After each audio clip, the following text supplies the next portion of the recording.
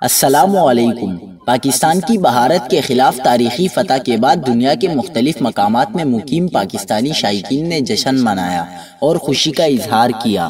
کراچی میں جشن منانے کے دوران انتہائی افسوسناک واقعہ پیش آیا ہے۔ کیا آپ حالات حاضرہ سے آگاہی حاصل کرنا چاہتے ہیں؟ خبر کے پیچھے چھپے اصل حقائق جاننا چاہتے ہیں تو ابھی سبسکرائب کیجئے جلمل پاکستان کو اور ساتھ ہی گھنٹی کے نشان پر کلک کر دیں۔ آپ کو بتاتے چلیں کہ دبئی میں قومی ٹیم کی جیت کی خوشی میں وہاں مقیم پاکستانی سڑکوں پر نکل آئے اور پاکستان زندہ باد کے فلک شگاف نعرے لگائے۔ پیرس اور لندن میں بھی پاکستانی شائقین نے خوب جشن منایا۔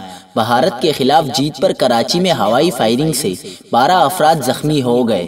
پاکستان کی فتح کے بعد شہر قائد میں نامعلوم شہریوں نے ہوائی فائرنگ کی، جس کے نتیجے میں پولیس کے سب انسپکٹر سمیت 12 افراد زخمی ہو گئے، جن میں بچے بھی شامل ہیں۔ پولیس کا کہنا ہے کہ فائرنگ کے واقعات سچل گوٹ، اورنگی ٹاؤن، نیو کراچی، ناظم آباد، سمن آباد، گلشن اقبال، ماڈل کالونی اور اسٹیڈیم روڈ پر پیش آئے۔